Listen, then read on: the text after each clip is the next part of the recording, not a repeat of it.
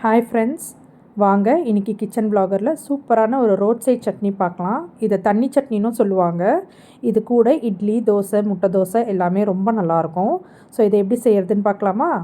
So இதுக்கு தேவையானது பார்த்திங்கன்னா, ஒரு பெரிய வெங்காயம், 10 சின்ன வெங்காயம், 10 பல் பூண்டு, 4 தக்காளி, 4லேருந்து 5 காஞ்ச மிளகா, கூடவே 2 ரெட் சில்லி, கருவேப்பிலை, கொத்தமல்லி. ஸோ இதுக்கு வந்து பார்த்திங்கன்னா, வெங்காயம், தக்காளி எல்லாமே ரஃப்பாகவே சாப் பண்ணிக்கலாம். ஏன்னா இது எல்லாத்தையும் நம்ம அரைச்சி வதக்க போகிறோம். ஸோ இதை நான் ரெடி பண்ணிக்கிறேன்.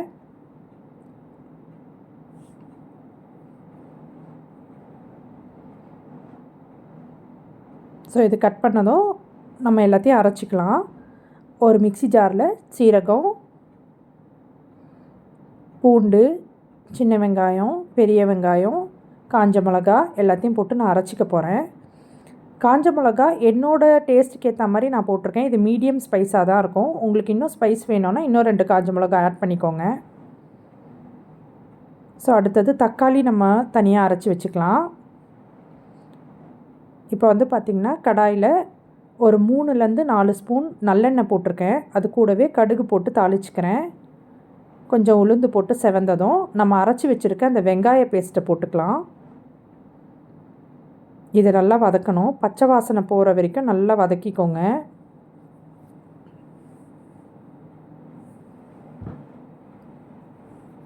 இது நல்லா வதங்கிருச்சு. இது கூடவே இப்போ நம்ம அரைச்சி வச்சுருக்க தக்காளி பியூரியும் போட்டுக்கலாம்.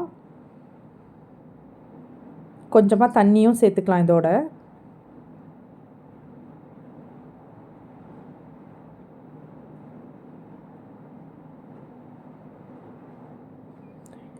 இதுக்கு தேவையான அளவு உப்பு போட்டிருக்கேன். கூடவே கொஞ்சம் பெருங்காயம் போட்டிருக்கேன்.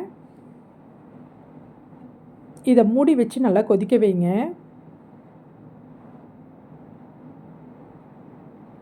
இது நல்லா கொதிச்சிருச்சு. ஸோ இப்போ இது கூட ஒரு கரண்டி இட்லி தோசை மாவு நான் ஆட் பண்ணிக்கிறேன்.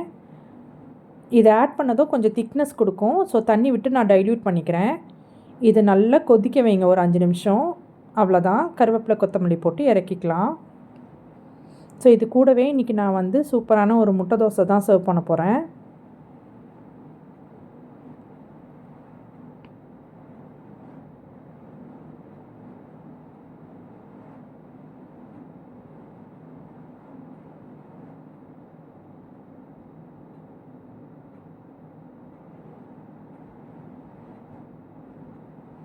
முட்டை தோசைக்கு தேவையான அளவு சால்ட் அண்ட் பெப்பர் போட்டு திருப்பி போட்டு வேக வச்சுக்கலாம்.